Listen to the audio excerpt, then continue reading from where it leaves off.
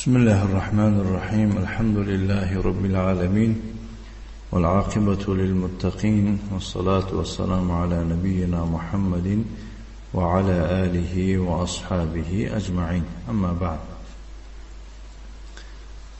الأربعون النووية يعني شل حديث إمام نووي. درس امروزی الحديث الثلاثون عن أبي ثعلبة الخشني جرثوم بن ناشر رضي الله عنه عن رسول الله صلى الله عليه وعلى آله وسلم قال: إن الله تعالى فرض فرائض فلا تضيعوها، وحد حدودا فلا تعتدوها، وحرم أشياء فلا تنتهكوها، وسكت عن أشياء رحمة لكم غير نسيان فلا تبحثوا عنها. حديث حسن رواه الدار قطني وغيره. نعم، يعني درس امروزی ما حدیث سیوم است. حدیث چندم؟ حدیث سیوم از ابو ثعلبه الخشنی جرثوم ابن ناشر رضی الله عنه روایت میکنند که گفت پیغمبر صلی الله علیه و علی آله و سلم چنین فرمود: به درستی الله عز و جل فریضه ها را مقرر نمود، پس آنها را ضایع نکنید، و حدود را معین ساخت،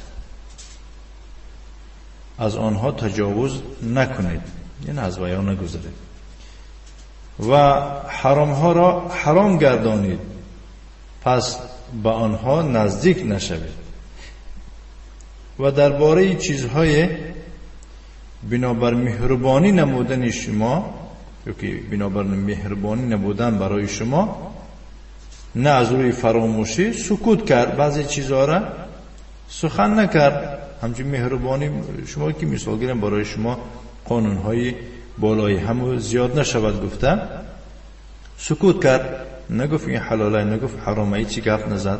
و میده این از روی فراموشی نیست، این معنا ندارد که الله فراموش کرده است ذکر کردن ویها را. این همچنین یک مهربانی برای شما. بنابراین پس شما آنها را جستجو هم نکنید. این حلال حرام گفته یعنی قدر چقور روی و درون روی نکنید. این حدیث حسن است، دارقطنی و دیگران روایت کردند. نعم، الحديث الثلاثون عن أبي ثعلبة الخشني جرثوم بن ناشر رضي الله عنه قال: قال رسول الله صلى الله عليه وعلى آله وسلم: إن الله عز وجل فرض فرائض فلا تضيعوها، وحد حدودا فلا تعتدوها، وحرم حرمات فلا تنتهكوها، وسكت عن أشياء رحمة لكم غير نسيان فلا تبحثوا عنها.